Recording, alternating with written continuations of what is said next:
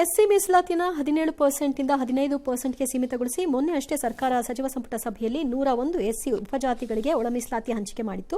ಇವತ್ತು ನೇಮಕಾತಿ ಆದೇಶವನ್ನು ಹಿಂಪಡೆದು ಈ ಕೂಡಲೇ 56,432 ಹುದ್ದೆಗಳಿಗೆ ನೇರ ನೇಮಕಾತಿ ಕೈಗೊಳ್ಳಲು ನೇಮಕಾತಿ ಪ್ರಾಧಿಕಾರ ಇಲಾಖೆಗಳಿಗೆ ಆದೇಶವನ್ನು ಮಾಡಿದೆ.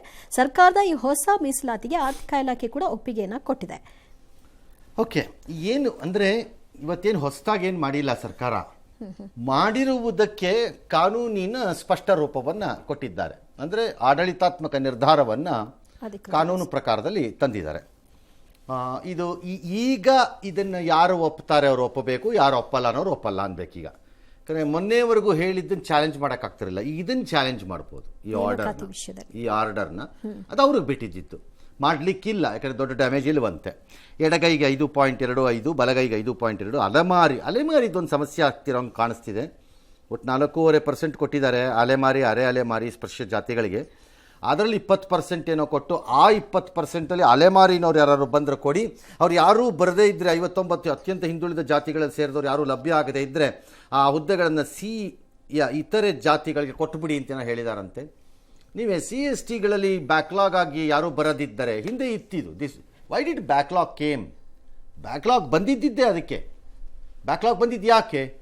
ಹಿಂದೆ ಸರ್ಕಾರಿ ಅಪಾಯಿಂಟ್ಮೆಂಟ್ಗಳಲ್ಲಿ ಒಂದು ಕ್ಲಾಸ್ ಇತ್ತು. ಒಂದು ವೇಳೆ ಪರಿಶಿಷ್ಟ ಜಾತಿ ಮತ್ತು ಪರಿಶಿಷ್ಟ ವರ್ಗದವರು ಯಾರೂ ಹುದ್ದೆಗೆ ಅರ್ಹರಾಗುವ ರೀತಿಯಲ್ಲಿ ಬಾರದಿದ್ದರೆ ಅದನ್ನು ಸಾಮಾನ್ಯ ಕೆಟಗರಿಗೆ ವರ್ಗಾಯಿಸುವುದು ಅಂತ. ಸೊ ವರ್ಗಾವಣೆ ಆಗೋಗ್ತಿತ್ತು ಎಲ್ಲನೂ. Then somebody realised, I know, because ನನ್ನ ಮನೆಯಲ್ಲಿ ಇದ್ರದ್ದು ಚರ್ಚೆ ನಡೆದಿರೋಂಥದ್ದು ನಮ್ಮ ತಂದೆ ಯೂನಿಯನ್ನಲ್ಲಿ ಇದ್ದಿದ್ದ ಸಂದರ್ಭಗಳಲ್ಲೆಲ್ಲ. ಆಗ ನಡೆದಿದ್ದು ಏನು ಅಂತಂದರೆ, ಯು ಕಾಂಟ್ ಡೂ ಇಟ್ ಅದನ್ನು ಅಂತ. ಅದು ಶೆಡ್ಯೂಲ್ ಕಾಸ್ಟ್ ಮತ್ತು ಶೆಡ್ಯೂಲ್ ಟ್ರೈಬ್ಗಳಿಗೆ ಮಾಡ್ತಿರೋಂಥ ಅನ್ಯಾಯ. ಅದು ನೀವು ಜನರಲ್ ಶಿಫ್ಟ್ ಮಾಡ್ಕೊಳಕ್ಕೆ ಬರಲ್ಲ. ಅದನ್ನು you have to hold back those ಹುದ್ದೆಗಳನ್ನು ಮತ್ತು ಆ ವರ್ಗಗಳಿರುವ ಜನರನ್ನು ಆ ಹಂತಕ್ಕೆ ಎತ್ತಿ ತರಬೇಕಲ್ಲಿಗೆ ಅಂತ. ಬರಲಿಲ್ಲ ಅಂತ ಪಕ್ಕಕ್ಕೆ ತಳ್ಳಬಾರ್ದು ಅಂತ. I think same system should come, ಇಲ್ಲೂ ಬರಬೇಕು ಅಂತ ಅನ್ಸತ್ತೆ. ಇನ್ನೊಬ್ರು ಕೊಡಬಾರ್ದು, ನೀವು ಅವ್ರದ್ದೂ ಬ್ಯಾಕ್ಲಾಗ್ ಆಗಿ ಹುಡುಗಿ ತಡೀರಿ. ಅಲೆಮಾರಿ ಜನರಲ್ಲಿ ಜನನ ಮೇಲಕ್ಕೆ ತರೋದೇ ತುಂಬ ಕಷ್ಟ ಇದೆ. ನೀವು ಕೊಡೋಕ್ಕೆ ಸ್ಟಾರ್ಟ್ ಮಾಡಿಬಿಟ್ರೆ ಮುಗೀತು ಕತೆ, ಅವ್ರಿಗೆ ಎಂದಿಗೂ ಏನೂ ಸಿಗೋದೇ ಇಲ್ಲ. ನನಗೆ ಗೊತ್ತಿಲ್ಲ, ನನ್ನ ಅಭಿಪ್ರಾಯ ಸಂಬಂಧಪಟ್ಟವ್ರು ಗಮನಿಸ್ಕೋಬೋದು. ಇದ್ರ ಚಾಲೆಂಜ್ ಮಾಡಿ ಕೋರ್ಟ್ಗಳಲ್ಲಿ.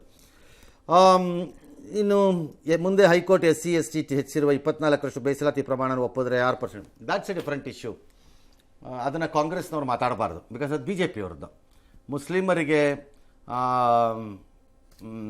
ಧರ್ಮದ ಆಧಾರದ ಮೇಲೆ ಕೊಟ್ಟಿರುವಂತಹ ಮೀಸಲನ್ನು ಹಿಂದಿನ BJP ಸರ್ಕಾರ ತೆಗೆದು ಅದರಲ್ಲಿದ್ದ ಹೆಚ್ಚುವರಿ ಮೀಸಲಾತಿಯನ್ನು ತಂದು ಈ ಕಡೆಗೆ ಹಾಕಿ ಅದನ್ನು ಶೆಡ್ಯೂಲ್ ಕಾಸ್ಟ್, ಶೆಡ್ಯೂಲ್ ಟ್ರೈಬ್ಗೂ ಮತ್ತು ಇತರೆ ಹಿಂದುಳಿದ ಜಾತಿಯ ವರ್ಗದಲ್ಲಿರುವಂತಹ ಮೇಲ್ಜಾತಿ ಎಂದು ನಾವಂದುಕೊಳ್ಳುವ ಒಕ್ಕಲಿಗ ಲಿಂಗಾಯತರಿಗೆ ಒಂದೊಂದು ಅರ್ಧ ಎಕ್ಸ್ಟ್ರಾ ಮಾಡೋ ಏನೋ ಮಾಡಿ ಕೊಟ್ಟಿದ್ದಾರೆ.